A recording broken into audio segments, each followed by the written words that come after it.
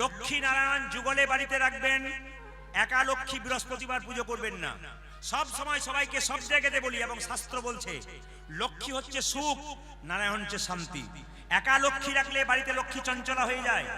আপনার বাড়িতে কোনো অনুষ্ঠান আছে, মেয়েকে নিমন্ত্রণ করলেন না, জামাইকে, মেয়েকে করলেন, জামাইকে ডাকলেন না আদর করে, মেয়ে কিন্তু ছটফট ছটফট করবে। তাহলে কিছু যদি মনে করে, লক্ষ্মীকে বাড়িতে রাখতে গেলে নারায়ণকে রাখতে হবে, তবে সুখ শান্তি বজায় থাকবে।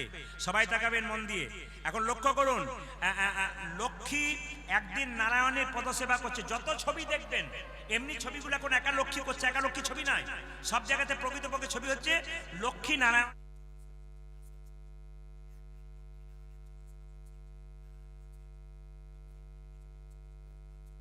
স্বামী, আমি কি সত্যি তোমার প্রিয় হতে পেরেছি?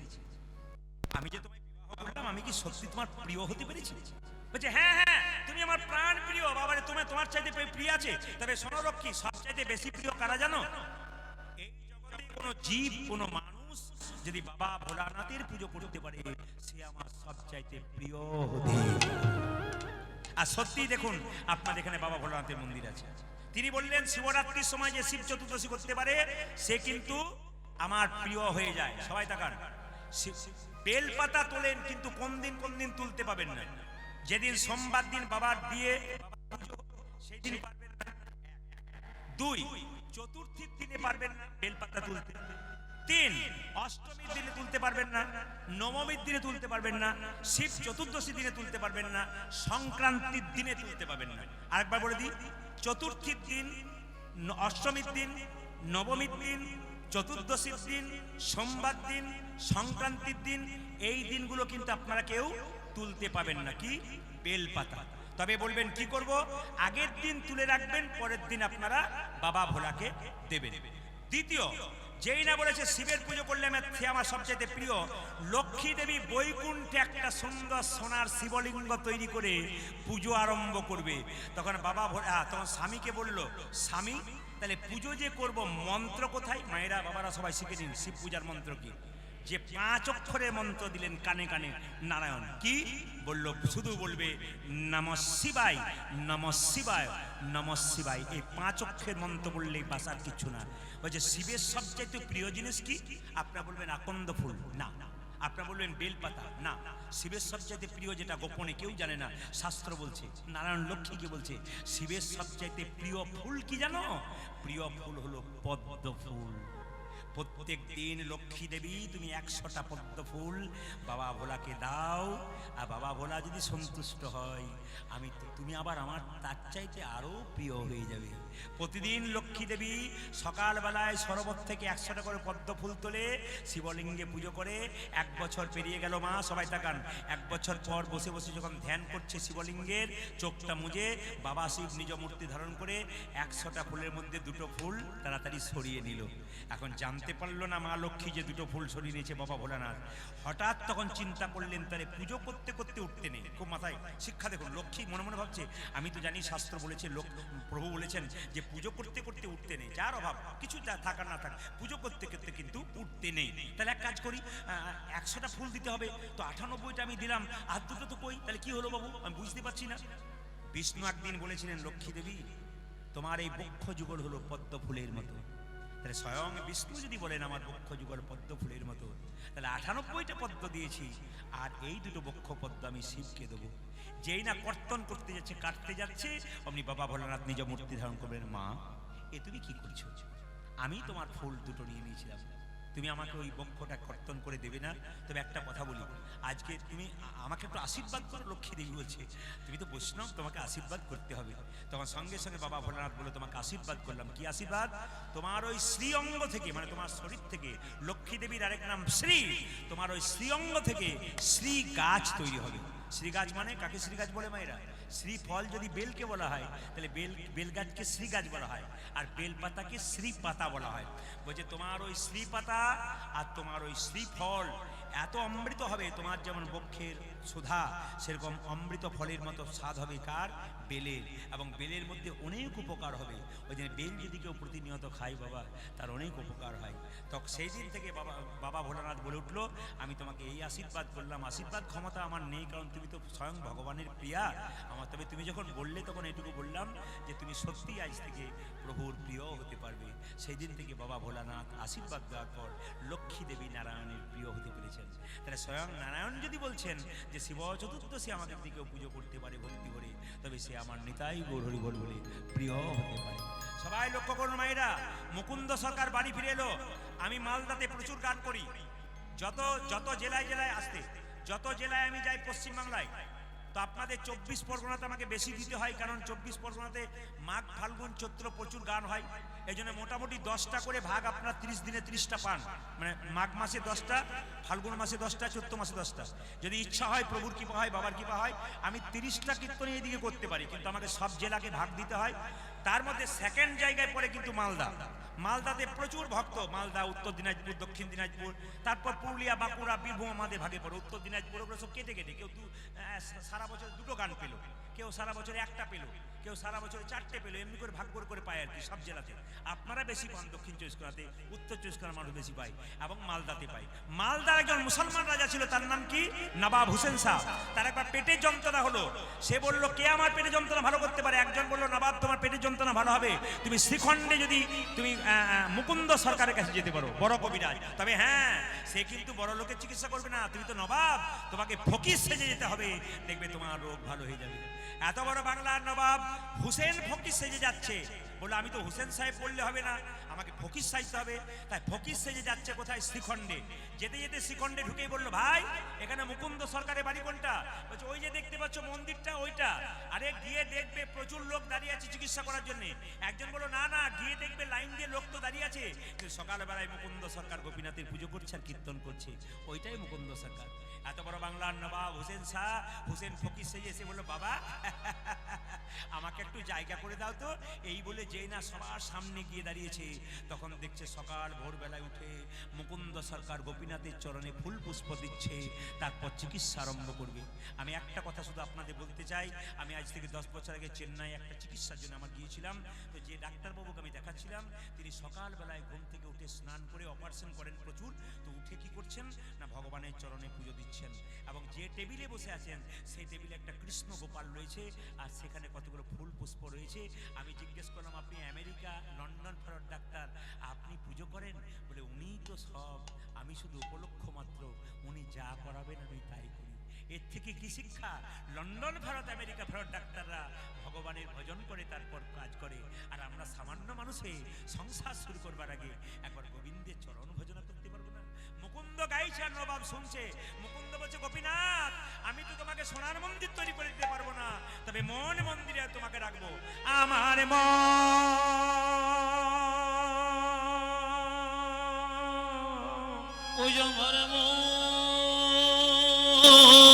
আমার মন মন্দিরে তুমি মদন মোহন দাঁড়াবে গো। ওই আমার মন্দিরে মদন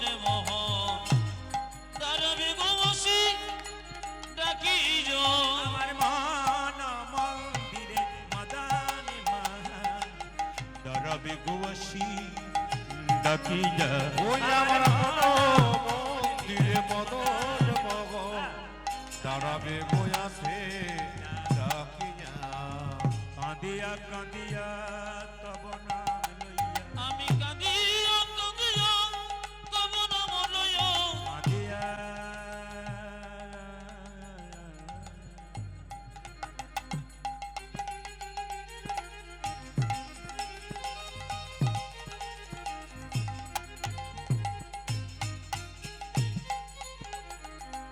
প্রাণ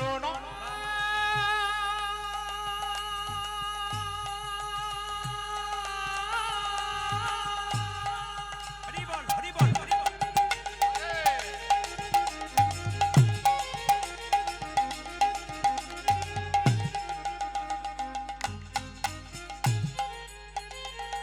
হে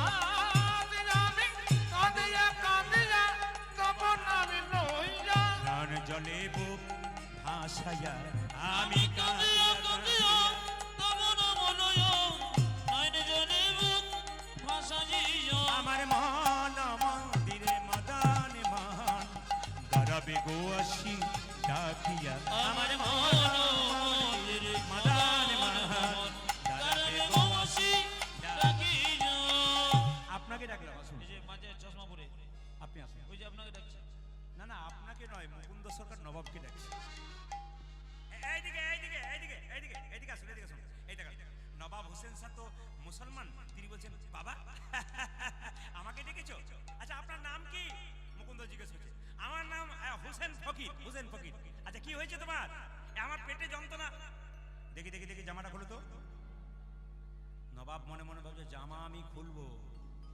পেটের যন্ত্রণা যদি না ভালো হয় তাহলে বুঝবে আমি কি এসেছি আমি তো ফকির সেজে এসেছি কিন্তু আসলে আমি নবাব না যদি ভালো হয় তাহলে তুমি দেখবে কি ভাবছো এত লোক লাইন দিয়ে দাঁড়িয়ে আরে জামাটা খোলো যেই না জামাটা খুলে দিয়েছে এবার মাটির বারান্দাতে গড়াগড়ি দাও এত বড় বাংলার নবাব মনে মনে ভাবছে আমি সোনার পালঙ্কে শুয়ে থাকি আর এই মাটির বারান্দায় গড়াগড়ি দিতে বলছে কালের কাল বর্ষাকাল হরিণে চাটে বাঘের ঘাল নেহাত বেকায়দায় পড়েছি বলে যদি পেটের যন্ত্রণা ভালো না হয় তাহলে দেখবে আমি কে এসেছি এখন যেই না বলেছে কে এসেছি আরে ভাবছো কি গড়াগড়ি দাও যেই না ভয়ে নবাব গড়াগড়ি দিয়েছে অমনি চমকে উঠে বলল কবিরাজ কি তোমার মাটিতে ওষুধ দেওয়া থাকে নাকি বলে কেন যেই না গড়াগড়ি দিলাম আমার অর্ধেকটা পেটের রোগ ভালো হয়ে গেল মুকুন্দ বলল সবাইকে দিতে দিতে এক একটু পড়ে যাই তো সেটা তোমার কাজে লেগে গেছে দেখি দেখি দেখি দেখি দেখি দেখি দেখি দেখি হাঁ করো তো যেই না হাঁ করেছে আসল ওষুধটা দিয়েছে পেটের যন্ত্রণা ভালো হয়ে গেছে ভক্ত পদ ধুলিয়ার ভক্ত পদ ভক্তবোধ ধুলিয়রে ভক্তবোধ বোঝ ভক্ত ভক্ত শেষ হয় তিনি মহাব ভক্তের চরণ ধুলিতে কেউ যদি একবার গড়াগড়ি দিতে পারে তার অভিমান অহংকার সব চলে যেতে বাবা সবাই লক্ষ্য করুন শুনবেন ভালো করে গত বছর আমি হুগলিতে একটা আসরে গান করছিলাম ওদের বাড়িতে আমি প্রতি বছর গান করি দুটো ছেলে আর্মির চাকরি করে এবং ওনার বাবা ওনার পরিবার আমাকে ছাড়া কিছু ভাবতেই পারে না ওরা 7-8টা দল করে কিন্তু আমাকে একদিন রাখবে তো সবাই লক্ষ্য করুন তো ওনার বাড়িতে যখন প্রথম বছর আমি গান করতে গেছিলাম কলকাতা থেকে তিনটে গোপালকে বলে নিয়ে কীর্তন শুনতে গেছি উনি বললেন সব জায়গায় পাওয়া যায় না এরা আমার আত্মীয় চলে এলাম গোপালকে তো 3টে গোপালকে বলে নিয়ে আসরে বসে আছে মানে গোপাল 3টেকে আসরে রাখলো নিচে বসে আছে তো কীর্তন শোনার পর দেখতে পেলাম 3টে মেয়ে সবাই পালিয়ে গেল কীর্তন শোনার পর উঠে গেল আর দেখবেন ওই 3টে মেয়ে কিন্তু কীর্তনের শেষে ধুলোই গড়াগড়ি দিচ্ছে আমি জিজ্ঞেস করলাম আপনার নতুন শাড়ি চকচকে শাড়ি ময়লা হয়ে যাবে না উনি বললেন আপনি তো কীর্তনে বলেছেন স্বামীর যদি 10টা কাপড়ের দোকান থাকে যেদিন চিতাতে চলে যাবে একটা কাপড়ও সঙ্গে দেবে না ধুলোতে গড়াগড়ি দিলাম আমি জিজ্ঞেস করলাম আপনি কি করেন মেয়েটি বলে উঠলো আমি কলকাতায় কোনো এক কলেজের প্রফেসর আপনি বাচ্চাকে বলে নিয়ে কীর্তন শুনছেন বলে আমি তো গোপাল সেবা করি আমার স্বামী শিক্ষক আমি প্রফেসর আমরা দুজনে প্রসাদ ভোজি মানুষ আমরা কিন্তু উল্টো পাল্টা খাই না গোবিন্দকে দিয়ে তারপর খাই আমি তখন ওনাকে বললাম আপনি যদি আমার চাইতে ছোট না হতেন আপনাকে একটা আমি প্রণাম করতাম আরেকজন মেয়ে বললেন আমি দাঁতের ডাক্তার আমার স্বামীও দাঁতের ডাক্তার আমি কীর্তন শুনতে খুব ভালোবাসি চলে এলাম আরেকজন মেয়ে খুব কম বয়স 18 বছর বয়স তুমি কি করো বলছে আমি বিউটি পার্লারে কাজ করি বিউটি পার্লার বলছে হ্যাঁ হ্যাঁ আমি বললাম শোনো আমিও তো বিউটি পার্লারে কাজ করি উনি বলছেন প্রদীপ বাবু আপনি বিউটি পার্লারে কাজ করেন হ্যাঁ তো বলে কখন করেন তাহলে কি কীর্তনে ফাঁকে ফাঁকে বললাম না না কীর্তন করতে করতে বিউটি পার্লারে কাজ করি ও বলছে আমি বুঝতে পারলাম না বলছে বললাম শোনো বলে কি তুমি যেমন বিউটি পার্লারে কাজ করে মেয়েদের বাইরেটা ভালো করার চেষ্টা করো আমি হরিনাম নামক বিউটি পার্লারে কাজ করে ভক্তের ভেতরটাকে ভালো করার চেষ্টা করি। এখানে এলে আপনাদের বিউটি মায়েরা বাইরের বিউটি ভালো হোক না হোক ভেতরটা কিন্তু খুব সুন্দর হয় যদি গোপীনাথের ভজন করতে পারে মুকুন্দ সরকার যেই না ওষুধটা দিয়েছে নবাবের রোগ ভালো হয়ে গেছে নবাব চিৎকার করে বলল মুকুন্দ মুকুন্দ কে আপনি আমার নাম ধরে ডাকলেন আমি সারা বাংলার নবাব হোসেন শাহ নবাব আপনি আমি তোমাকে পরীক্ষা করতে এসেছিলাম তুমি কত বড় কবিরাজ সত্যি দেখলাম তুমি বিখ্যাত কবিরাজ আমি তোমাকে এখানে রাখবো না তুমি আমার গৌড়ে চলো মালদাতে তোমাকে যেতে হবে রাত্রিবেলায় মুকুন্দ সরকার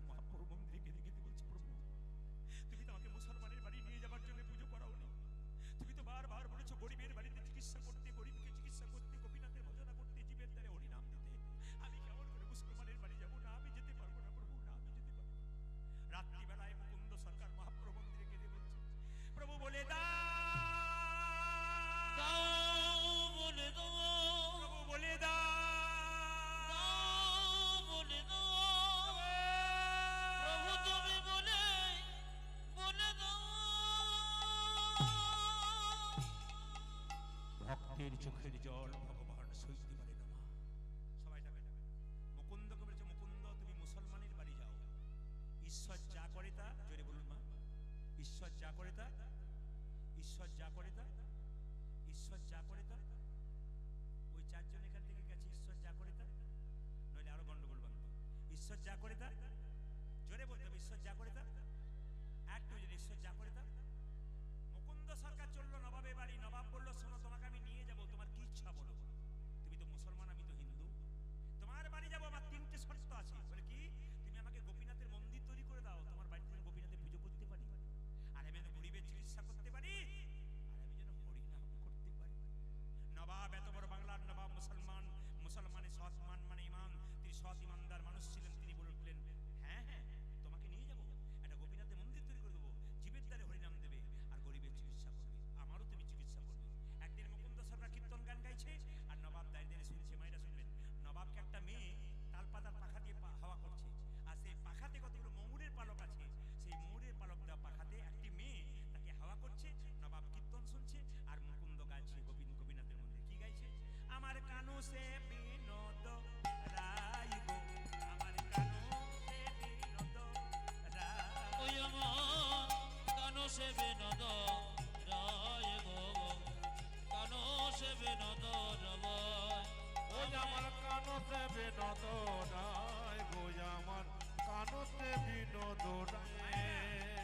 তার বিনোদ চুরাই বিনোদ পরিহার, ওই সে বিনোদ চুরাই বিনোদ বরিহার। বিনোদ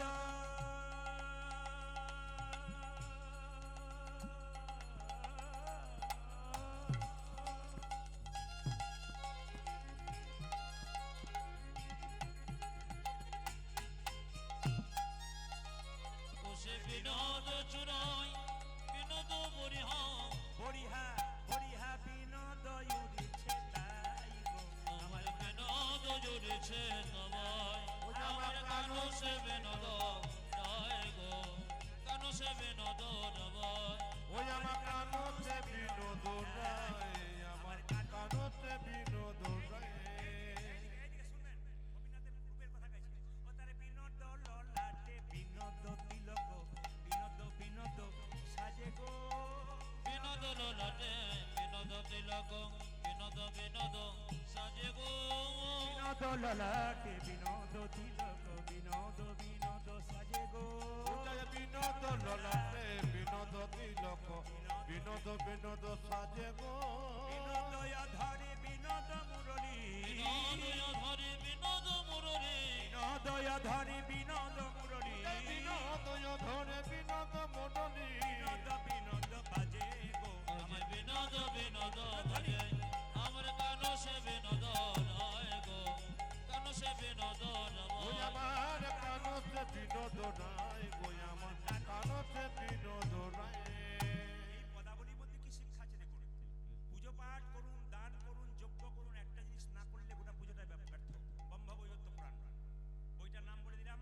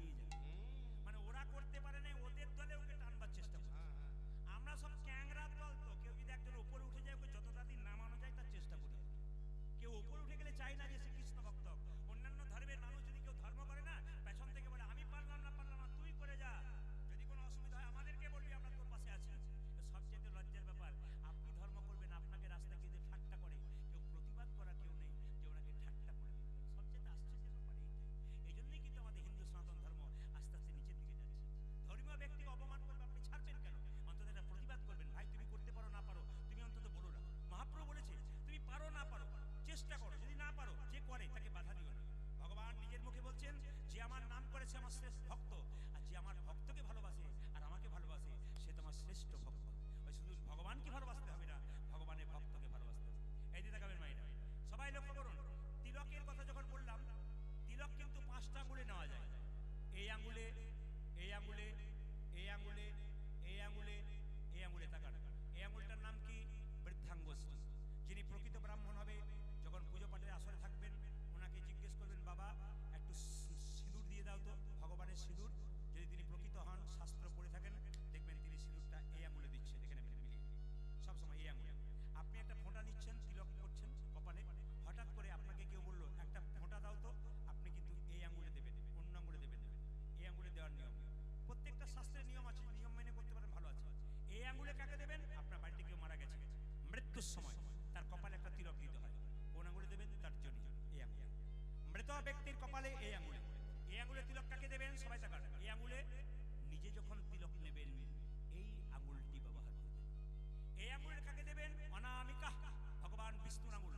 গুরু মন্ত্র যারা জপ করছেন তারা দেখবেন এই আঙ্গুল থেকে মন্ত্র জপ শুরু হয়। ঠিক বলেছি না ভুল বলেছি? এই আঙ্গুল থেকে, এটা অনামিকা, ভগবান বিষ্ণুর আঙ্গুল। এই আঙ্গুলটার কথা মনে রাখবেন। গুরুদেবের চরণে তুলসী পত্র দেবে, গুরুদেবের চরণে যখন আপনি চন্দন দেবেন, এই আঙ্গুলে দেবেন। গোবিন্দের চরণে চন্দন দেবেন, এই আঙ্গুলে দেবেন। একটা বাতাসা গোবিন্দকে দেবেন, এই আঙ্গুল টাচ থাকতে হবে। একটা তুলসী পাতা গোবিন্দকে দেবেন, এই আঙ্গুলটা টাচ থাকতে হবে। এটা হচ্ছে অনামিকা। আর এটা কি? কনিষ্ঠা।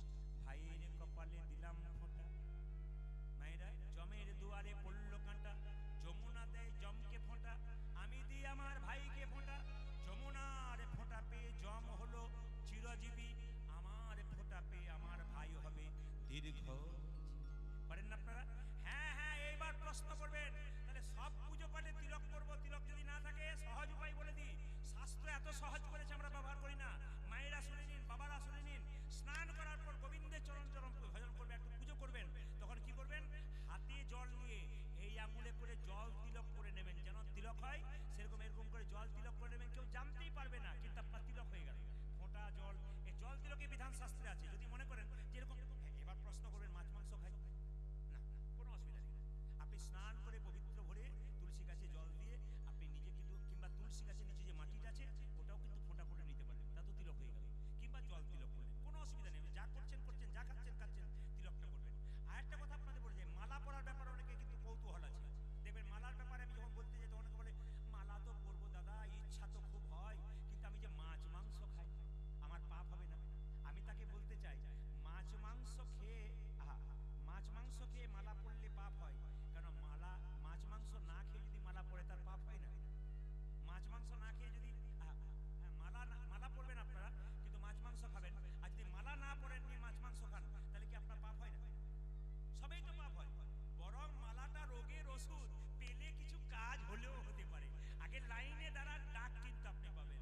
পদকর্তা বলছে, দেখো দেখো, ও তার বিনোদ, ও তার বিনোদ গলায় বিনোদ মালা, বিনোদ বিনোদ তোলে গো, ও তোর বিনোদ গলায় বিনোদ মালা, বিনোদ বিনোদ দোলে গো, বিনোদ গলায় বিনোদ মালা, বিনোদ বিনোদ তোলে গো, বিনোদ গলায় বিনোদ মালা, বিনোদ বিনোদ দোলে গো।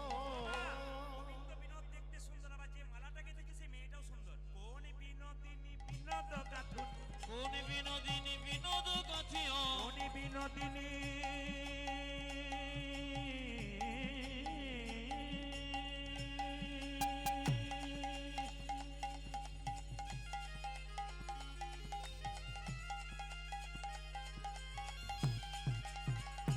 মালা দোলে রে,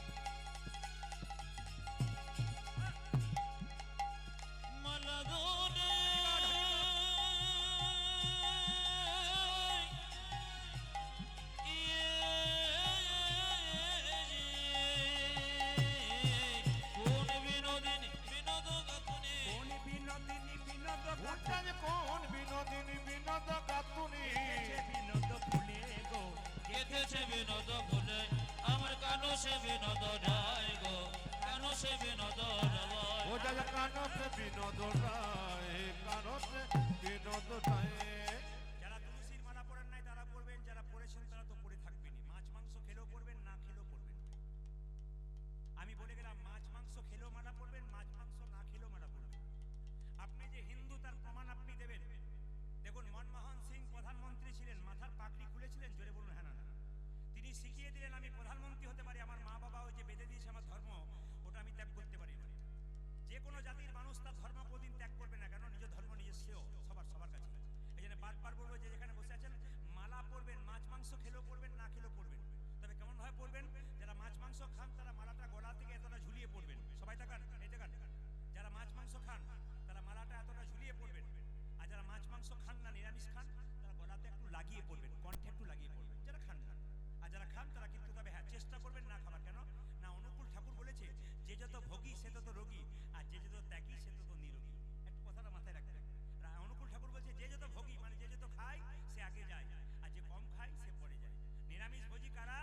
অনুকূল ঠাকুর বলছে নিরামিষ ভোজী লোকেরা বট গাছের মতো ধীরে ধীরে বাড়ে, বহুদিন পরে মরে। আর আমিষ ভোজী কারা? খুব যারা আমিষ মাছ মাংস খায় ওরা কলা গাছের মতো উড়ুর করে বাড়ে আর উড়ুর করে মরে। এগুলো ঠাকুরের কথা বললাম মাত্র, আমার কথা নয়, কেউ রাগ করবেন না। চেষ্টা করবেন চেক করার, আপনার লাভ আছে। তবে বলে রাখি এই যে হাতটা দেখতে পাচ্ছেন না, ভাগবত পড়ুন, গীতা পড়ুন, দেখতে পাবেন এই যে ডায়েট করছেন আপনারা ইউটিউবে দেখে বা ডাক্তারের কাছে গিয়ে, ভাগবত কি বলছে দেখুন, তাকান। এই পেটটাকে যদি 4 ভাগ করা যায় মা, 2 ভাগ খাবেন, 1 ভাগ জল খাবেন, 1 ভাগ ফাঁকা রাখবেন, একবার সুস্থ থাকবেন। বলে যার পেট সুস্থ তার 90% শরীর সুস্থ।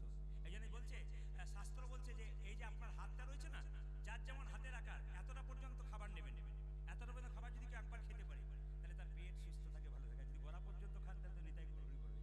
যতটুকু জায়গা ততটুকু খেতে হয়, একটু ফাঁকা রেখে খেতে হয়, শরীর ভালো থাকে। আর যদি ফাঁকা না রেখে খাবেন তাহলে আপনার শরীর কিন্তু গন্ডগোল করবে। ওই জন্য কৃষ্ণ ভক্ত যারা হয় তারা দেখবেন কোনোদিন নষ্ট করে না। দেখে নেবেন আপনারা, কৃষ্ণ ভক্তের কাছে প্রসাদ পেতে বসবেন, উনি দেখবেন প্রসাদ এমনভাবে নেবেন, পরে পারলে নেবেন, নইলে এতটা নিয়ে নষ্ট করবেন না। প্রসাদ নষ্ট করতে নেই। আর আমি বারবার প্রত্যেকটা আসরে বলি ভক্তের পাশে বসে কীর্তন শুনবেন। যিনি প্যান্ট শার্ট পরেছেন তিনি ভক্ত হন নন তা নয়, বাইরেটা দেখবেন না, ওনার ভেতরটা দেখুন, কৃষ্ণ প্রেমে ভক্তিতে আপ্লুত হয়ে আছে। ওই জন্য আমি দেখেছি মুর্শিদাবাদ এলাকাতে নিচে গান হয়, এরকম স্টেজে হয় না, একবার মাঝখানে হয়, প্রচুর ভক্ত, 10,000 মানুষ চারদিকে ঘিরে বসে, আর মাঝখানে গান হয়। তো দেখতে পাই প্যান্ট শার্ট পরে বাবুর মতো আন্ডারস্টুডিং করে একবার বসে থাকে 2-4টা ছেলে সামনে। তা আমি মাঝে মাঝে বিরক্ত হয়ে যাই, এরা সব কি বোঝে, সামনে বসে গেছে।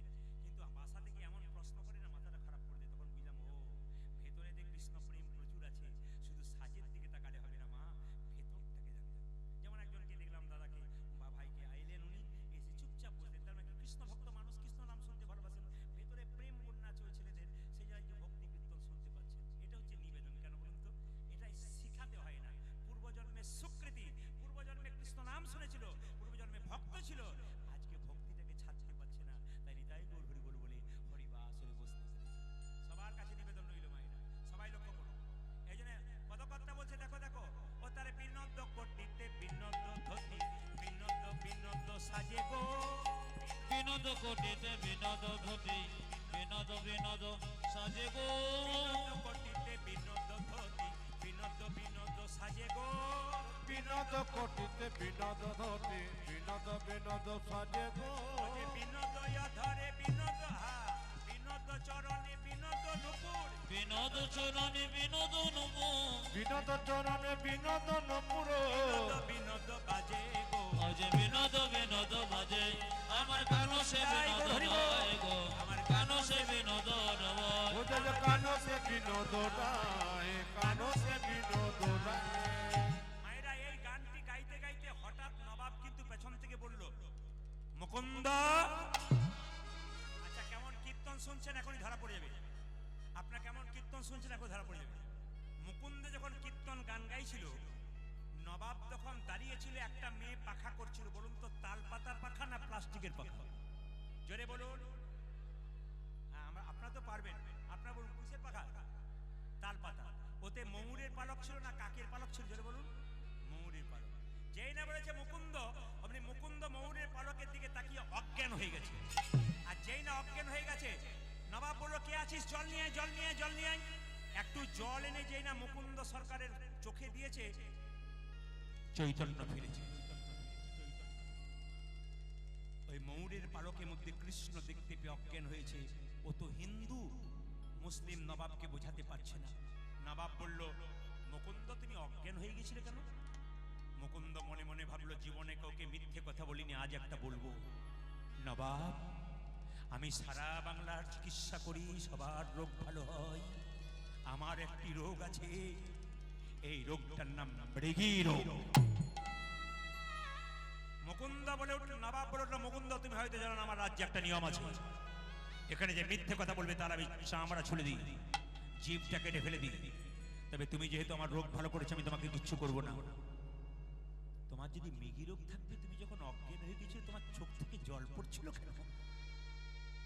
তোমার যদি মৃগী রোগ থাকবে, তুমি যখন অজ্ঞান হয়ে গেছিলে তখন তুমি কৃষ্ণ নাম করছিলে কেন? মুকুন্দ কেঁদে কেঁদে বলল, নবাব, অপরাধ আমার হয়নি, আমার অপরাধ হয়ে গেছে। নবাব বলল, অপরাধ তোমার হয়নি, আমার হয়েছে। একজন কৃষ্ণ ভক্তকে আমার কেনা গোলাম মনে করে আমি ভুল করেছি। যে কৃষ্ণ ভক্ত হয়, কারো কেনা গোলাম হয় না, সে ভগবানের দাস হয়। যাও, তোমাকে গোটা শ্রীখণ্ডটা আমি লিখে দিলাম, তোমার যাতে কোনো অভাব না থাকে। ঈশ্বর যা করে তা জেনে বলো। মুকুন্দ একটা বাড়ি করার ক্ষমতা ছিল না, মন্দির করার।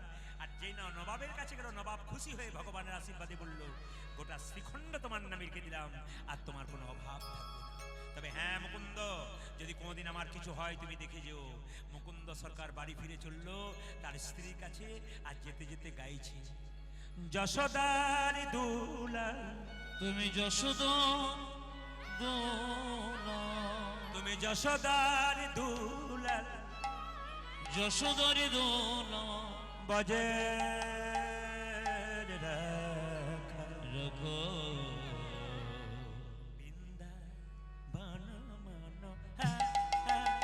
উড়ধ্বনি। যশোদারি দোলার ব্রজের রথ, বৃন্দাবন মনোহারি, যশোদার দুলাল বজের রাখা, বৃন্দাবন মনোহারি। ও তুমি যশোদার দুলাল ব্রজের রাখাল, বৃন্দাবন ধন হারে। গোপীজন বল্লভ রাধিকা রাম, গোপীজন বল্লভ রাধিকাঙ্গ মন,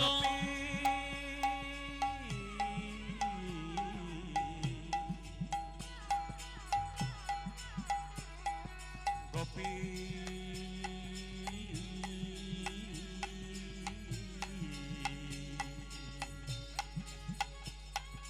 গোপী নিতাই গৌর হরি গো।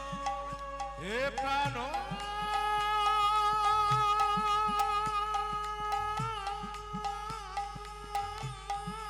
হরি বল, হরি বল।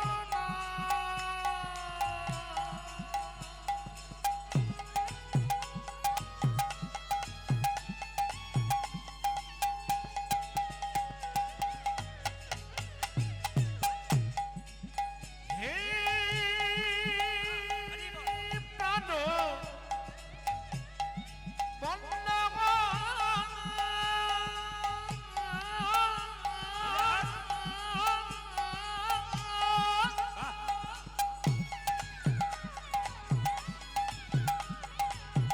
হে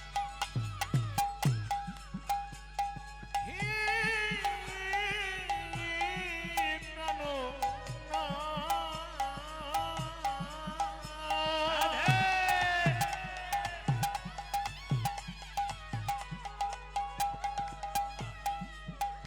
হে প্রাণ বল্লভ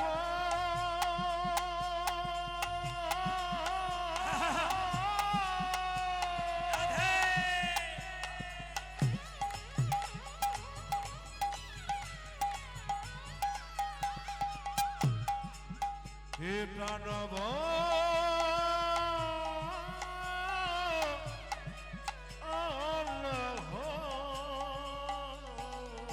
তুমি গোপে জনবল্লভ রাধিকার মন গোপীজন বল্লভ রাধিকা রাম, তুমি গোপীজন বল্লভ রাধিকার মন, গোপীজন বল্লভ রাধিকা রাম, তুমি গোপে বল্লভরাধিকার মন চিত্ত বিত মনোহারি বৃন্দাবন মনোহারি যশোদর দোলার ব্রজের বৃন্দাবন মনোহারি যশোদা তোলার ব্রজের বৃন্দাবন ধন হারি বৃন্দাবন মনোহারি বৃন্দাবন ধন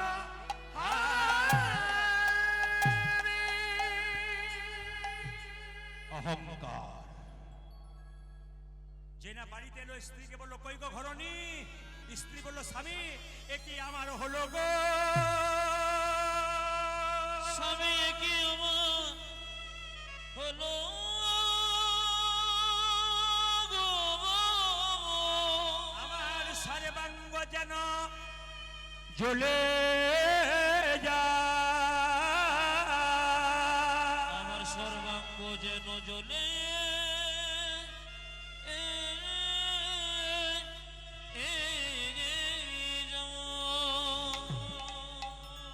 কি হয়েছে তোমার, তোমার কি হয়েছে স্বামী?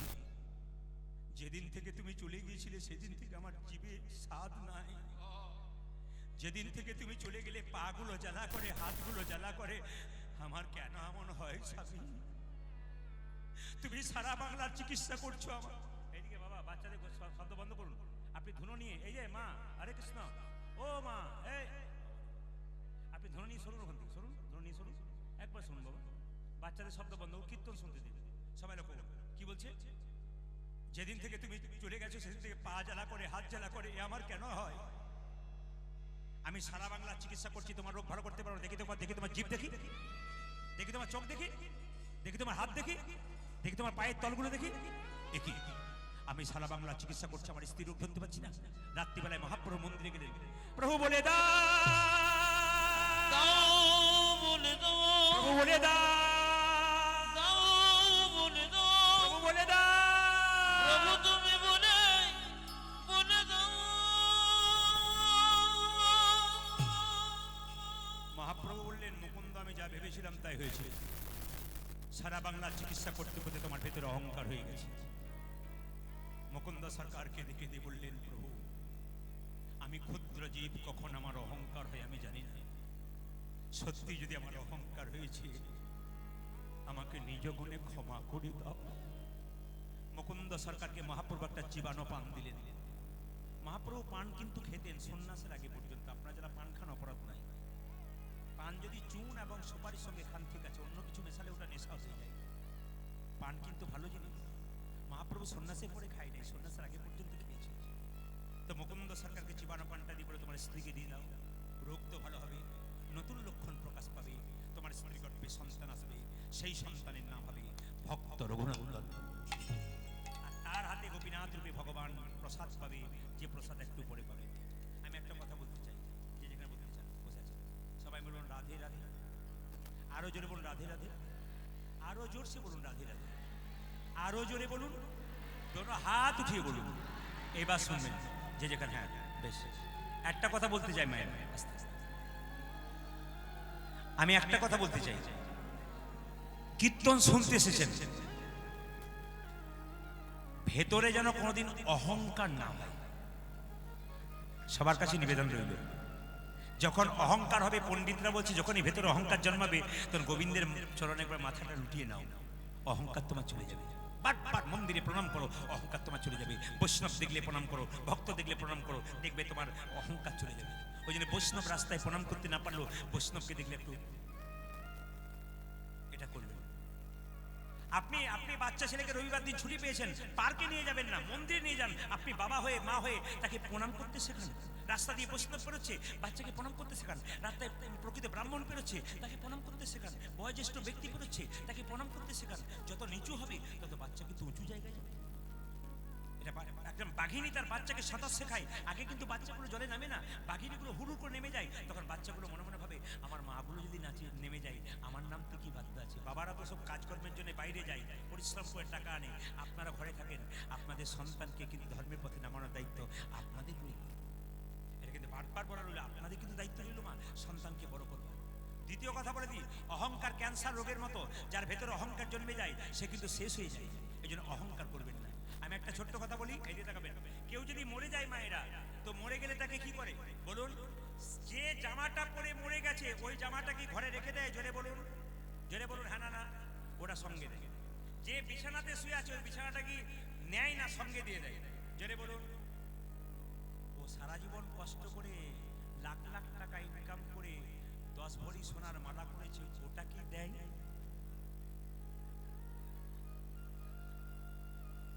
তোমার কর্মের ফল তোমার কাছে চুষে নেয় সংসার, শেষের দিনে তোমাকে ফাঁকা হাতে পাঠিয়ে দেয়, তোমার সঙ্গে কিচ্ছু দেয় না। মনে রাখবেন, আমি একটা ছোট্ট কথা বলি, সবাই শুনবেন। সম্রাট আলেকজান্ডারের নাম শুনেছেন? জোরে বলুন হ্যাঁ না। শুনবেন ভালো করে। এই সম্রাট আলেকজান্ডার পৃথিবীর সমস্ত সম্পত্তিকে 7 ভাগ করলে 1 ভাগ সম্পত্তির মালিক হলো সম্রাট আলেকজান্ডার। ইতিহাস পড়ে দেখবেন সবাই। টাকা এত সম্পত্তির মালিক, পৃথিবীর সব সম্পত্তিকে 7 ভাগ করলে 1 ভাগ সম্পত্তির মালিক কে মা? সম্রাট আলেকজান্ডার। তিনি ব্যাবিলিয়ন শহরে একটা মশার কামড়ে মরে গিয়েছিল। মৃত্যুর সময় যে হাসপাতালে ভর্তি ছিল তার কাছে মন্ত্রী বসেছিল। মন্ত্রীকে বলল, মন্ত্রী আমার জীবন দশায় আমি বুঝতে পারছি আমি আর বাঁচবো না, খাতা কলমটা নিয়ে এসো। স্যার নিয়ে এলাম। 3টে জিনিস লেখো। কি?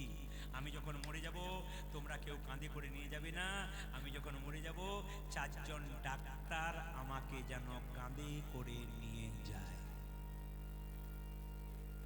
এইদিকে মন্ত্রী বলে উঠলো, স্যার লিখে নিলাম, আপনি যখন মারা যাবেন আমরা কাঁধে দেবো না, 4 জন ডাক্তার। আচ্ছা দ্বিতীয়টা লেখো, লোকে যদি মারা যায় তাকে চিত হয়ে শুয়ে নিয়ে যায়, আমি যখন মরে যাব তখন আমাকে যেন উপর হয়ে শুয়ে নিয়ে যায়, আমার হাতগুলো যেন দুলতে দুলতে।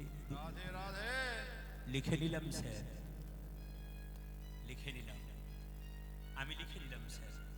3 নম্বর বলুন, আমি যখন মরে যাব আমার পেছন পেছন টাকা পয়সা ছড়াতে ছড়াতে নিয়ে যেও। লিখলাম স্যার।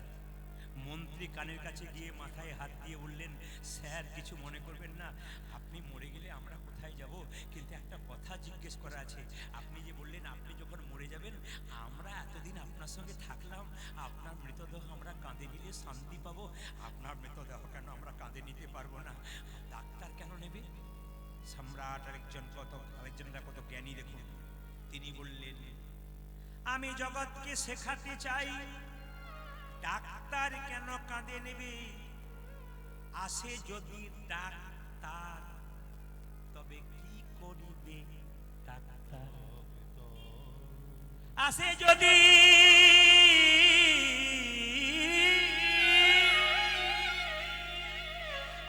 যদি ডাক্তার তবে কি করিবে ডাক্তার?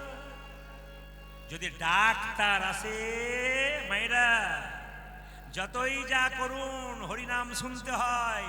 যেদিন ডাক আসবে সেদিনই চলে যাবেন, আপনাকে কিচ্ছু দেবে না, আপনার ছবিটা দেওয়ালে টাঙাবে মাত্র, আপনার গলায় একটা ফুলের মালা দিয়ে দেবে, সংসার যেমন কার তেমন চলবে, শুধু তুমি চলে যাবে।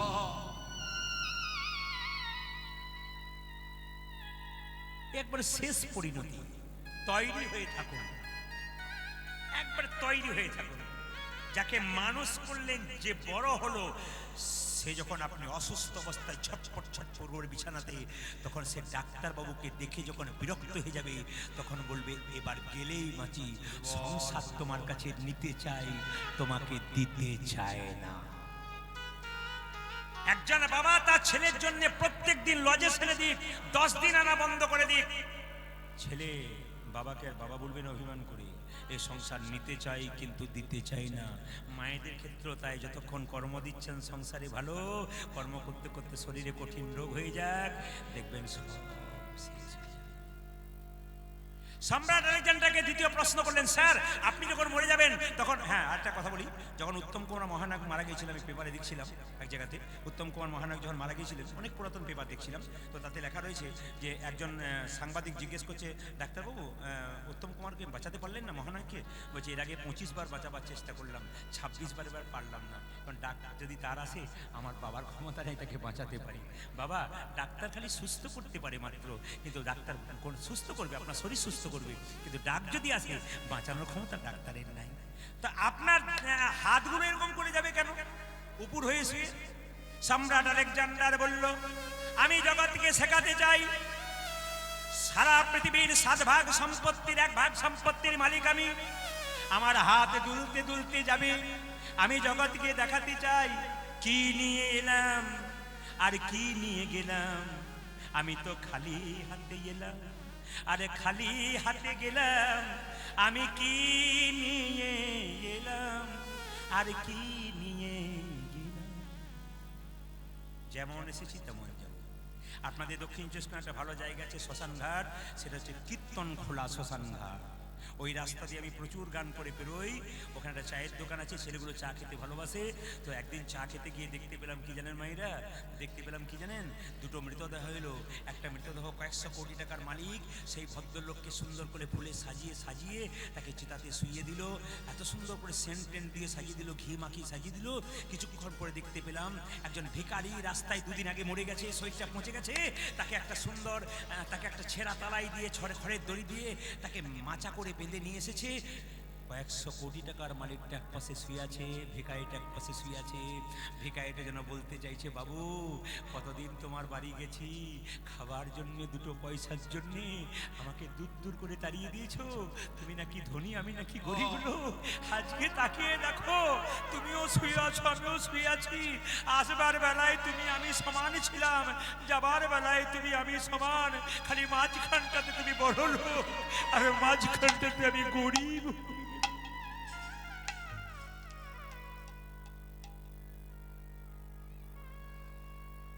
কীর্তন যদি কীর্তনের মতো হয়, ভক্তের হৃদয় ছোঁয়া যায়। একবার যদি ভক্তের হৃদয়ে ভাব জেগে যায়, সে আর সরতে পারে। আর যার চোখ দিয়ে জলধারা বয় গোবিন্দের নামে, তার তো কিছু করার নেই। সুদামা গোবিন্দের কাছে যাচ্ছিল, তখন পায়ে কাঁটা ফুটে যাচ্ছিল, সুদামা তবু যাচ্ছে। কৃষ্ণ বলছে, তুই কাঁদ, তোর রক্তে চোখের জলে দ্বারকার পথ ভেসে যাক, তুই যত কাঁদবি তত আমায় পাবি, না কাঁদলে তুই পাবি না। আমি যে ভক্তের সবচাইতে প্রিয় জিনিস চোখের জলটা ভালোবাসি, ওটা দিলেই আমি খুশি হয়ে যাই। শুধু একটু চোখের জল আমার চরণে দাও, বাস, আমি আর কিচ্ছু চাই। বললো পয়সা ছড়াবে কেন? আমি যে এত টাকা রোজগার করলাম, আমার পেছন পেছন পয়সা ছড়াবে কেন? আমি কিছুই নিয়ে গেলাম না, যা রোজগার করলাম তা আমি এইখানে দিয়ে গেলাম। শুনে নেবেন মায়েরা, ভারতবর্ষের বিখ্যাত ক্রিকেটার বিরাট কোহলি এবং তার স্ত্রী অনুষ্কা, ইউটিউব সার্চ করে দেখবেন, ফেসবুক দেখবেন, তিনি কোথায় আছেন? তিনি বৃন্দাবনে প্রেমানন্দ মহারাজের চরণে স্বামী স্ত্রীতে বসে আছে, যিনি কয়েক হাজার কোটি টাকার মালিক, যার নাকি দেশে দেশে বাড়ি আছে। তারা বুঝতে পেরে গেছে সব পড়ে থাকবে গুরু গোবিন্দের চরণটা শুধু। কীর্তন শুনতে হয়, মুনি ঋষিদের কথা শুনতে হয়, কীর্তনে এলে ভক্তি হয়, পরিবর্তন হয়। এ সংসারে কেউ কারো নয় মা। দেহের মধ্যে যতক্ষণ প্রাণ, ততক্ষণ ভালোবাসাবাসি, প্রাণ চলে গেলে ভালোবাসা শেষ। কুরুক্ষেত্রের যুদ্ধে কৃষ্ণ যতক্ষণ রথের উপরে ছিল, রথটা ভালো ছিল, রথ থেকে কৃষ্ণ নেমে গেল, দাও দাও করে রথ জ্বলে গেল। সংসার কুরুক্ষেত্রে দেহটা হচ্ছে রথ, আত্মা হচ্ছে কৃষ্ণ। এই দেহরথ থেকে আত্মা কৃষ্ণ যখন নেমে যাবে, শ্মশান ঘাটের চিতাতে দাও দাও করে জ্বলিয়ে দেবে। সবাইকে জ্বলতে হবে। সবাই তাকান মায়েরা, যে যেখানে বসে আছে। স্বামী বাইরে গেছে 10 দিনের জন্য, চিন্তা করছেন স্বামী এলো না কেন। 10 দিন পর বাড়ি এলো, সেবা করলেন, যত্ন করলেন। বলুন তো মায়েরা, স্বামী যে ছপ্পর খাটে শুয়ে আছে, ওখানে যদি মারা যায়, আপনি কি আর ছপ্পর খাটে শোয়াবেন? জোরে বলুন। মৃত ব্যক্তি ছপ্পর খাটে শুয়ে থাকলে পাড়ার লোককে তার স্ত্রী ডেকে বলবে মোড়াটা বাস মোড়া হয়ে যাবে নামিয়া। যে স্বামীকে এত ভালোবাসতো সেই স্বামীকে বা সেই স্ত্রী হলো একই জিনিস, স্ত্রী হলো তাকে একটা তুলসী মঞ্চে কাঁচা বাঁশের মাচা তৈরি করে ছেঁড়া তারাই দিয়ে খড়ের দড়ি দিয়ে বেঁধে দেবে। যখন কাঁধে তুলবে একটা প্যারেক কেড়ে দেবে, দোষ পেয়ে যাবে বলে এক বালতি ভাঙা জলে ভাঙা বালতিতে এক বালতি গোবর জল গুলে তার স্ত্রী কি করবে চারদিকে ছড়িয়ে দেবে, দেহটা অপবিত্র ছিল বলে। পশ্চিমবাংলার বিখ্যাত বাউল শিল্পী বলছে যতই আমার আমার কন্যা কেন ওরে শেষের দিনে সেজনে বিনে ও হরি পার কি আপন হবে রে হবে রে তাই গৌর হরি হরি বল। শেষে দিনে সে জন্মিনে আরে ও হরি মরি কি আমন হবে রে আজ শেষের দিনে সেজন বেনে ওরে কেউ বা কাটে ঝাড়ের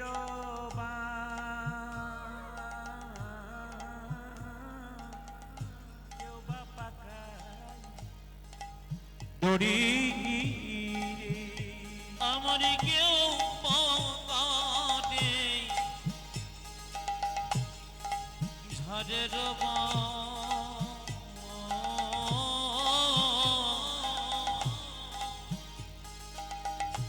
কেউ বা পাকায় দড়ি রে কেউ বা কাটে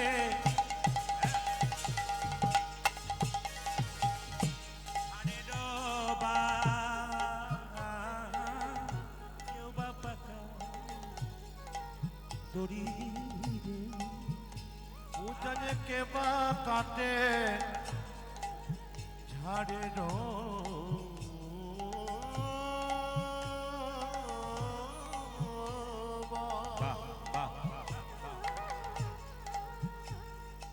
আমার কে বা পাকায় দড়ি রে আমার চরকা হারে কাঁধে নিয়ে পরিচারিকা আমার কাঁধে নিয়ে আর কাহারে কাঁধে নিয়ে উজানে চারা কাহারে কাঁদে কি বলবে?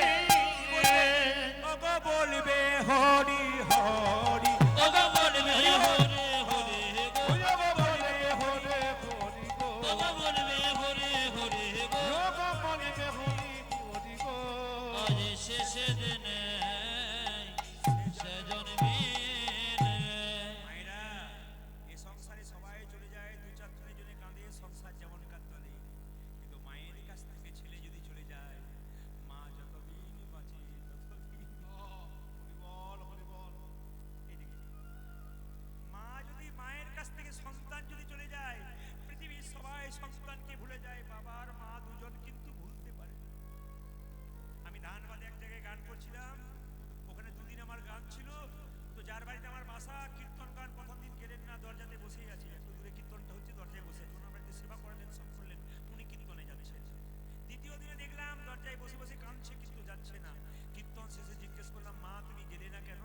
কীর্তন শুনতে বলছে বাবা আমার তো খুব ইচ্ছা হয় কিন্তু আমি 12 বছর ধরে আজকে ওই জায়গাতে যাই নাই। বলে কেন? যে জায়গায় কীর্তন হচ্ছে সেখানে একটা পুরাতন দেওয়াল ছিল, ছোট অবস্থায় আমার ছেলে ওখানে খেলা করছিল, খেলা করতে করতে দেওয়াল চাপা পড়ে মারা গেছে। আমি জানি ওই জায়গাতে আমার ছেলে কত কষ্ট পেয়ে তারপর প্রাণটা বেরিয়েছে। আমি যে মা সবাই ওই পথ দিয়ে বেরোয় কিন্তু ওই জায়গাটা আমি দেখতে পারি না, আমার খোকার কথা মনে পড়ে যায়। আপনাদের সামনে নিবেদন রাখলাম মায়ের মতো এ জগতে মায়ের মতো কেউ আপন হয়। একটা মায়ের পেটে একটা বাচ্চার 10 মাস 10 দিন জায়গা, সেই ছেলে বড় হয়ে কলকাতায় ফ্ল্যাটে কিনলে আত্মীয় স্বজন সবার জায়গা।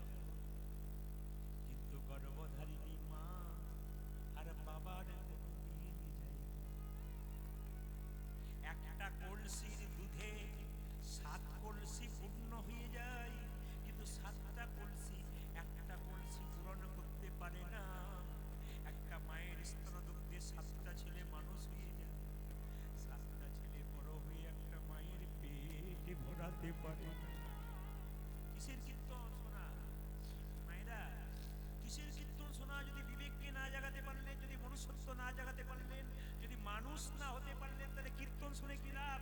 বিবেক জাগাতে হবে। আমি কি করছি জীবনে, আমি কাকে ঠকাচ্ছি, নিজে ঠকছি না অন্য কাউকে ঠকাচ্ছি? কেউ যদি মনে করেন নিজে না নিজে খাবো, বৃদ্ধ বাবাকে বৃদ্ধ মাকে দেবো না, ওকে ঠকাচ্ছ না, তুমি ঠকছো। তোমার ছেলে যখন বড় হবে তোমাকে কাঁদাতে কাঁদাতে ঘর থেকে বের করবে, সেই দিনে বুঝতে পারবে যে আমি কি কর্ম করেছি। সাবধান হয়ে যাও। তাই বলছো গো মা কাঁদিবে বাবা বাছা, ভগ্নি কাঁদে ভাই রে। আমার মা কাঁদিবে আরে বাবা বাছা,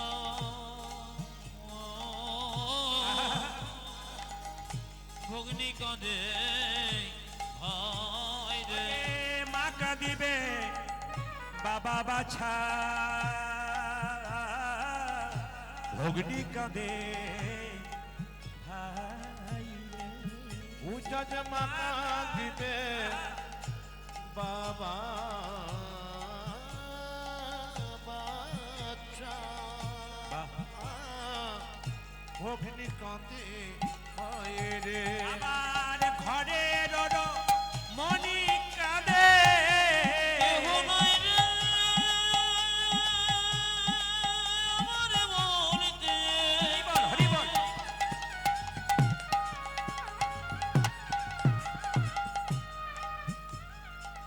এই সংসারে আমার বলিতে আর কেহ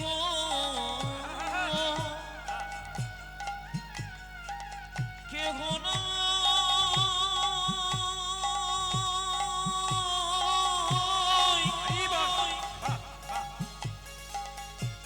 আমারই বলিতে আর কেহ কেহ নাই।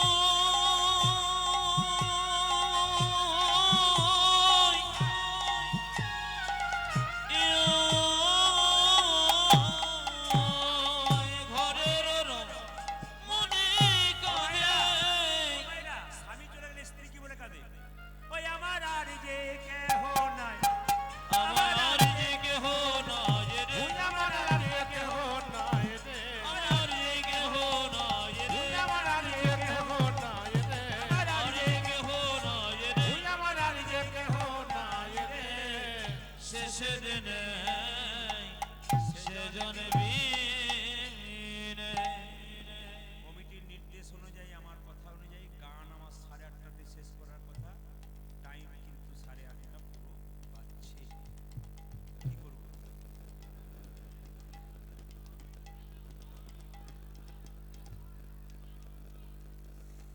বেশ, আধ ঘন্টা নয়, আমি কমিটিকে পুরো 15 মিনিট সময় নিচ্ছি। আপনার ভালোবাসার মান সম্মান, ভালো থাকবেন। যেরকম রাধা রানী কি, শ্যামসুন্দর কি, মদন মোহন কি, হরিবাসর কি, সাধুগুরু বৈষ্ণব কি, গৌর ভক্তবৃন্দ কি, প্রেম শিবরণী তাই গৌর। হ্যাঁ মায়েরা, মুকুন্দ সরকার চিবানো পানটা তাকে দিলেন মহাপ্রভুর আর তার স্ত্রী গর্ভের সন্তান। সবাই মাথায় কাপড়টা নিন। আজকে মুকুন্দ সরকারের সন্তান জন্ম নেবে তার স্ত্রী গর্ভে। সবাই কোন দিন? মা সরস্বতী পুজোর দিনে। সবাই একসঙ্গে প্রেম সে ভক্তি করে, একসঙ্গে প্রেম সে সবাই লক্ষ্য করুন, একবার ভক্তি করে। সরস্বতী পুজোতে ছেলে জন্ম নিচ্ছে। আহা হেন কালে জন্মিল শির ঘনন্দন, আজ হেন কালে জন্মিল শির ঘনন্দন, হেন কালে জন্মিল শির ঘনন্দন, শির ঘনন্দন। ওই যে হেন কালে জন্মিল শির ঘনন্দন, জন্ম নিল রে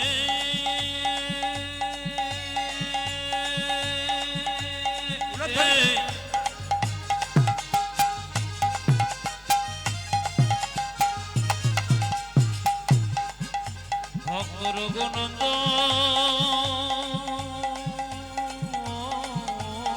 হরিবল হরিবল।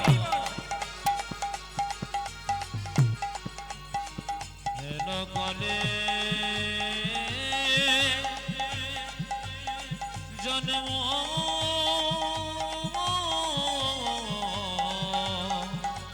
নিল রে। আজ হেন কালে জন্ম নিল শির গুণন্দ, হেন কালে জন্মিল শির ঘনন্দন, যে হেন কলে জন্মিল শিরঘনন্দ যে মুকুন্দ দাসেরই তাহা আনন্দিত মন মুকুন্দ দেখে তাহাই আনন্দিত মন যে মুকুন্দ দাসেরই তাহা আনন্দিত মন আজি মুকুন্দ দাসের তাহা আনন্দিত মন সরস্বতী পুজোর দিনে মুকুন্দ সরকার পুজো করছে আর সঙ্গে একটা মেয়ে বলছে কবিরাজ তুমি তো পুজো করছো তোমার ছেলে হয়েছে আরে সরস্বতী পুজোর ছেলে হয়েছে আনন্দ ধরে না আনন্দ ধরে না আনন্দ ধরে না আনন্দ ধরে না মুকুন্দ দাসের মনে আনন্দ ধরে না আজি মুকুন্দ দাসের মনে আনন্দ ধরে না মুকুন্দ দাসের মনে পুত্র বদন আজি মুকুন্দ দাসের মনে পুত্র বদন হেরে মুকুন্দ দাসের মনে পুত্র বদন আজি হেরে মুকুন্দ দাসের মনে পুত্র বদন হেরে মুকুন্দ দাসের মনে আনন্দ ধরে না আজি মুকুন্দ দাসের আজ আনন্দিত ওই রাজা মুকুন্দ দাসের আগে আনন্দিত আচ্ছা একটা কথা বলবেন ছেলে জন্ম নিলে তার মুখে আপনারা কি পাতা দেন নিম পাতা না মধু দেন আচ্ছা কিছু মনে করবেন না মধু কেন দেন বলুন তো আচ্ছা এই ভুল ধারণা আপনাদের ভাঙিয়ে দিয়ে যায় যারা বাচ্চা জন্মের পরে মুখে মধু দেন বাচ্চা তারা সবাই শুনে রাখবেন বাচ্চার মুখে মধু দেয় এই বিশ্বাস নিয়ে যে আমার বাচ্চা জন্মের পরে মিষ্টি মিষ্টি কথা বলবে সম্পূর্ণ ভুল কথা সবাই শুনবেন বাচ্চা জন্ম নিয়ে মায়ের দুধ পান করতে পারে না কান্নাকাটি করে যাতে কান্নাকাটি বন্ধ হয় তার জন্য মধু দিয়ে দেয় মধু দেওয়ার নিয়ম কখন সবাই শুনে নিন বাচ্চা জন্ম নিলে মধুটা কখন দেবেন মধুটা দেওয়ার নিয়ম হচ্ছে সবাই লক্ষ্য করবেন মধু দেওয়ার নিয়ম হচ্ছে যখন বাচ্চা 1 মাস পর আতুর ঘর থেকে নিয়ে যাবে স্নান করাবে তখন একটু মধু দিয়ে ভগবানের কাছে বলতে হবে প্রভু আমার ছেলে যেন মিষ্টি মিষ্টি কথা বলে কথা বলবে আমি যে বই থেকে বলছি বইটার নাম হচ্ছে গভীর গৃহসূত্রকার আর পরাশর গৃহসূত্রকার সেই বইতে বলছে বাচ্চাকে 1 মাস বয়সে যদি স্নান করিয়ে আতুর ঘর থেকে নিয়ে গিয়ে একটুখানি মধু তার মুখে দিয়ে গোবিন্দকে বলতে পারে প্রভু আমার ছেলে যেন মিষ্টি মিষ্টি কথা বলে ছেলে 100% মিষ্টি মিষ্টি আমি শাস্ত্র অনুযায়ী বলছি আর যদি অন্নপ্রাশনের দিনে আপনি যখন প্রসাদ দেবেন তখন একটু মধু দেবেন আর ভগবানকে প্রার্থনা করবেন আমার ছেলে যেন মিষ্টি মিষ্টি কথা বলে আচ্ছা মায়েরা মধু তো কেনার পয়সা আছে কিন্তু দোকান তো বন্ধ সরস্বতী পুজোর দিনে মুকুন্দ সরকার বলছে মধু কোথায় পাবো দুই কানে শোনাইল মধুর হরিনা তুই গণেশ নজিল মধুর হরিণ দুই কানে শোনাইল মধুর হরিনা আজ তুই কানে শোনাজিল মধুর ঘটে না হরিনামে শোনালো হরিনামে শোনালো হরিনামে শোনালো হরিনামে শোনালো সংসারের কথা শোনার আগে হরিনামে শোনালো স্বামী স্বামী কথা শোনার আগে হরিনামে শোনালো সংসারের কথা শোনার আগে নামে মই দাও স্বামী স্বামী কথা শোনার আগে নাময়ে দেখলো কথা শোনার আগে নাময়ে দেখলো স্বামী কথা শোনার আজ আগে নাময়ে দেখলো স্বামী কথা শোনার আগে হরিনামে শোনালো তুই কানে শোনা যেন মধুর হরিণ দুই কানে শোনাইল মধুর হরিনা ভাইরা সরস্বতী পুজোর দিনে ছেলে হলে আমরা কি বলি মা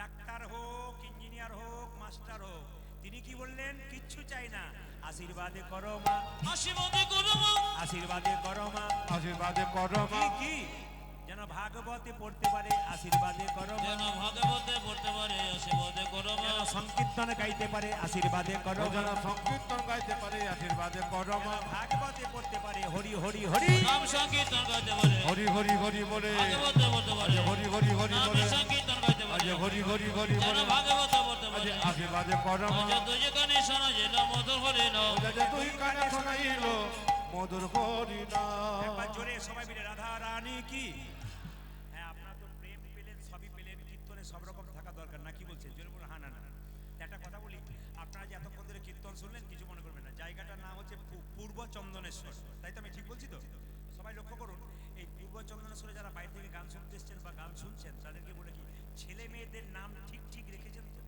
না সিরিয়াল দেখে নাম রেখেছেন কোনটা রেখেছেন হ্যাঁ হ্যাঁ কিছু কিছু সিরিয়াল দেখে রেখেছে আর কিছু কিছু ভালো রেখেছে মায়েরা এইদিকে এইদিকে সবাই তাকান আমি একবার ঝাড়খণ্ডে আমি এই যে আমাকে আপনারা ইউটিউবের মাধ্যমে 4-5 বছর 6 বছর দেখছেন আমি কি আগে কীর্তন করতাম না আমি ঝাড়খণ্ডে প্রচুর গান করতাম তো ঝাড়খণ্ডে প্রতি আসরে গান করতে করতে সবাই তাকান একজন ব্যক্তি প্রতি আসরে কীর্তন শুনতে যায় এই যে প্রতি আসরে একজন ব্যক্তি কীর্তন শুনতে যায় এখন বাচ্চাকে নিয়ে আসবেন না এখন আর আসবেন না প্রতি আসরে কীর্তন শুনতে যায় তো ওনাকে একবার জিজ্ঞেস করলাম দাদা দাদা বলে কি হ্যাঁ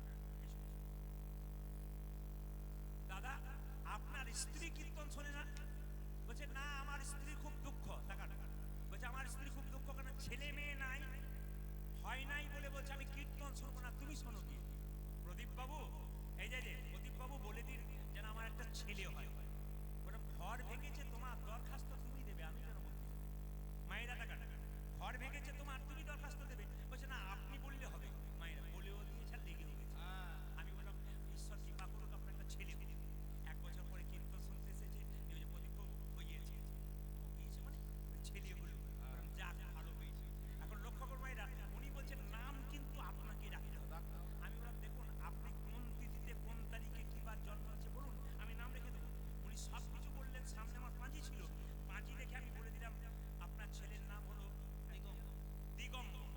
উনি বলছেন বাবা রে সোমবার জন্ম নিয়েছে, আপনি দিগম্বর শিবের আরেক নাম, কি সুন্দর নাম রাখলেন। আমার ঠিক আছে যাও, কোনো অসুবিধা নেই।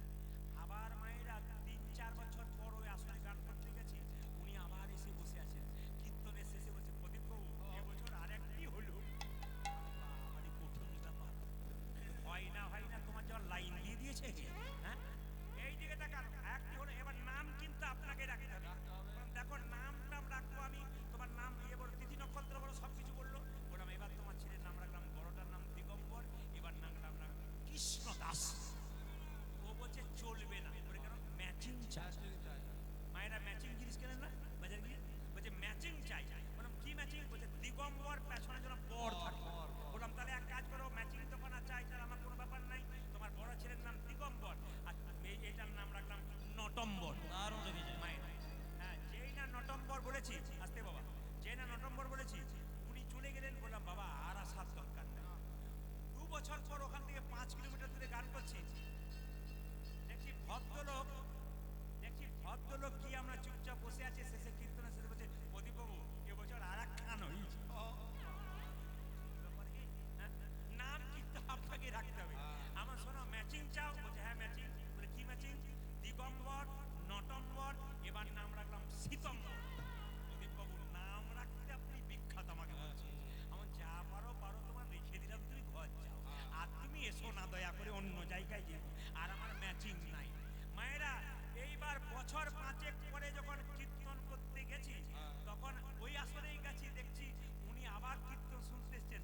শেষে বললাম যে এইবার কিন্তু আপনার স্ত্রীকে আসা উচিত ছিল, কারণ দিগম্বর, নটম্বর, সীতম্বর হয়ে গেছে। বলে কি বলবো দাদা, দুঃখের কথা এবছরও আতুর ঘরে আছে। ছেলেটা জল খেতে খেতে হেসে ফেলেছে বাচ্চা, ও বুঝছে আর কি। 3 বছরের বাচ্চা দেখুন জল খেতে খেতে হাসে। মায়েরা কি বলছে? আমি বললাম যে তাহলে এবার নাম রাখবো কি? তোমার যখন কিছু মনে করো না মায়েরা, এখন 3 জনকে নিয়ে কীর্তন শুনতে এসছে আসলে। এই শ্রীমদ্ ভাগবত গীতা কি?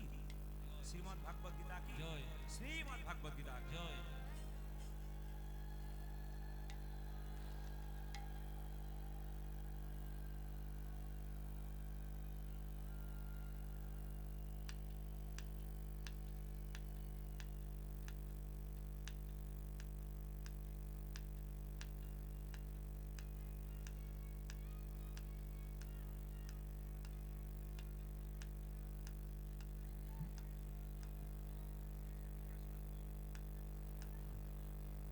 রাধা রানী কি, শ্যাম সুন্দর কি, বেশ হরিবাসর কি। মায়েরা এখন 3 জনকে কীর্তন শুনতে নিয়ে এসেছে আসলে। দিগম্বর, নটম্বর, সীতম্বর বড় হয়ে গেছে। এখন আমাকে কীর্তন এসেছে, প্রণাম করে এসে বলছে এ দিগম্বর, দিগম্বর, নটম্বর, সীতম্বর কই রে? কত বাজাচ্ছে? মামার বাড়ি গেছে। আচ্ছা আচ্ছা। এখন লক্ষ্য করুন মায়েরা, যে না আশীর্বাদ করেছি, আমি কীর্তন করে যখন বাসা এবার গাড়ি নিয়ে চলে যাব, আমার গাড়ি টানছে, বলছে দাদা এবছর যখন আরো 2টো হয়েছে, নাম কিন্তু আপনাকে রাখতে হবে। নাম আমার ম্যাচিং ট্যাচিং নাই, আমি যে বল না দাদা ম্যাচিং রাখতে হবে। এখন গাড়ি ছেড়ে দিয়েছি, দিগম্বর, নটম্বর, সীতম্বর বললাম, তাহলে এবার 2টোর নাম হলো নভেম্বর আর ডিসেম্বর। রাধা রানী কি, শ্যাম সুন্দর কি, মদন মোহন কি। মায়েরা যে ছেলেটা জন্ম নিল তার নাম রাখা হলো রঘুনন্দন। আর সেই রঘুনন্দন কি করছে মায়েরা? সবাই তাকান, রঘুনন্দন ছোট্ট অবস্থায় কীর্তন করছে, হাত তুলুন একসঙ্গে, তালি দিন, শ্যামল তনু একসঙ্গে মায়েরা। হোলি পড়ে গেছে, দোল পূর্ণিমা, আর রঘুনন্দন গান করছে সবাই মিলে একসঙ্গে। দোল পূর্ণিমা দিনে ছোট্ট রঘু গান গাইছে, আপনারা সবাই হাত তুলে একসঙ্গে, সবাই তালি তালি একসঙ্গে।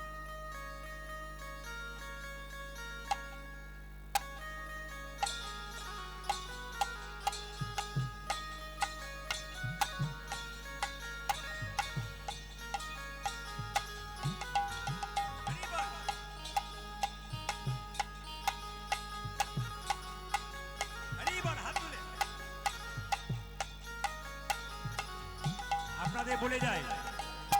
মানে দেখুন ভদ্রলোকের ব্যবহার দেখুন, যিনি ভদ্রলোক হন, যিনি আরতি করছিলেন তিনি কত ভদ্রলোক, তিনি আমাকে কানে কানে বলে গেলেন, বাবা মাঝে মাঝে দু একটা ভজন গিয়ে দেবেন। আমি আগে বলেছি ঝুলিতে আমরা সব নিয়ে আসি, যা চাইবেন তাই দেবো, যা চাইবেন তাই দেবো। এই যে সবাই মিলে একটু বাবাজি যখন বলেছেন আপনারা আপনার হাত তুলুন, সবাই মিলে হাত তুলুন, বাজাও বাজাও সবাই।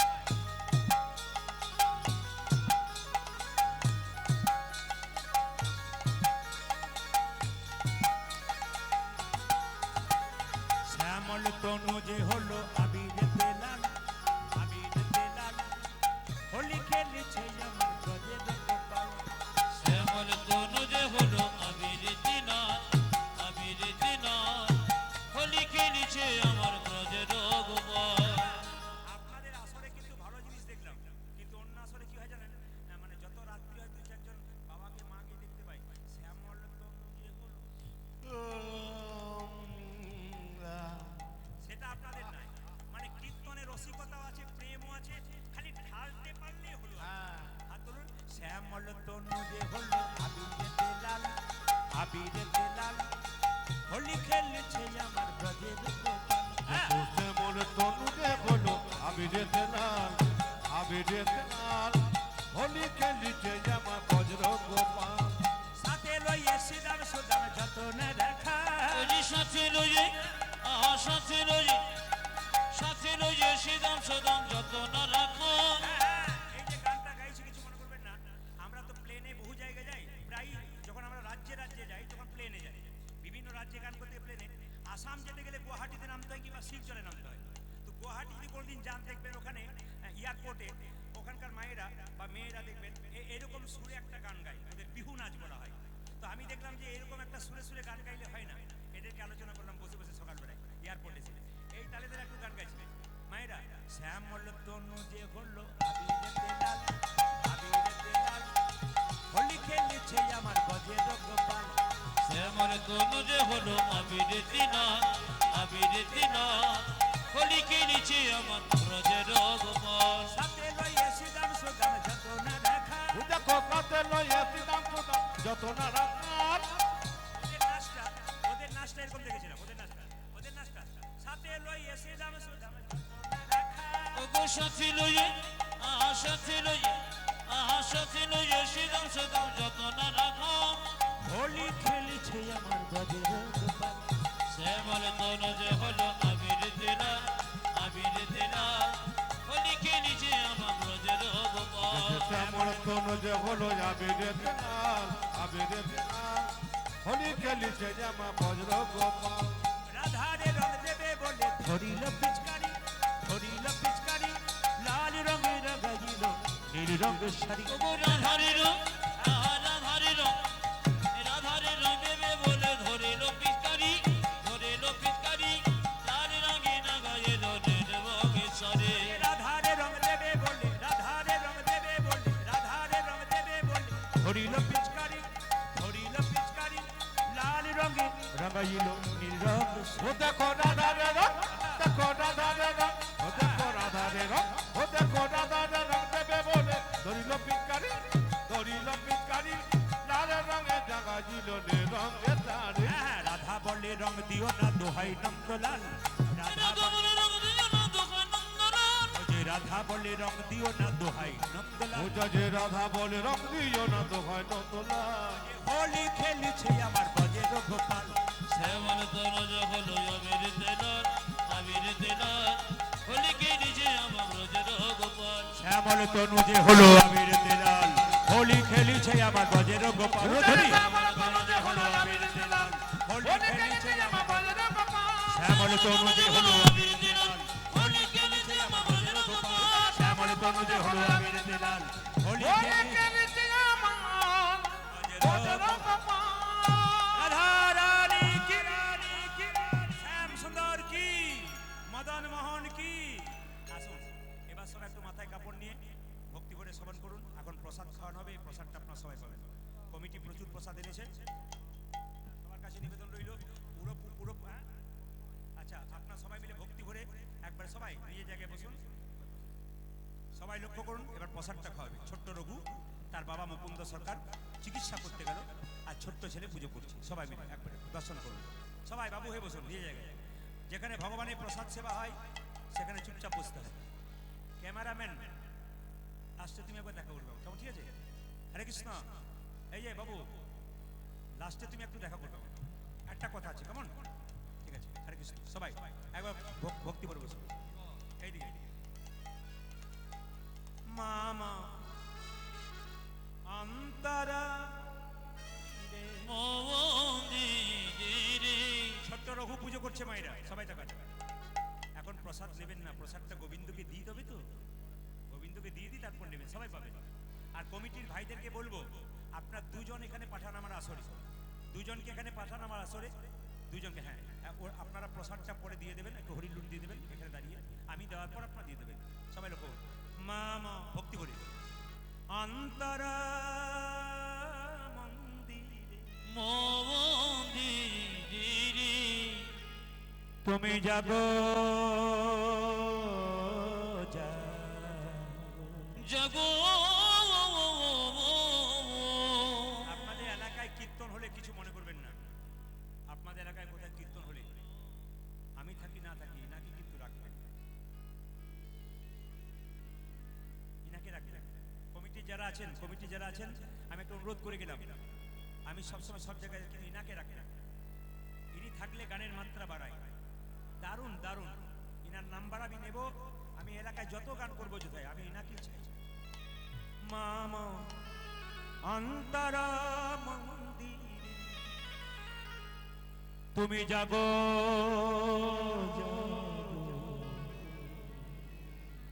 মদন কৃষ্ণ গোপাল রে, মদন কৃষ্ণ গোপাল। উলধ্বনি অন্তর মন্দিরে জগো জগো মদন কৃষ্ণ গোপাল গোপাল মদন কৃষ্ণ গোপাল অন্তরা মন্দিরে জাগো মদন কৃষ্ণ গোপাল মদন কৃষ্ণ গোপাল। মম অন্তর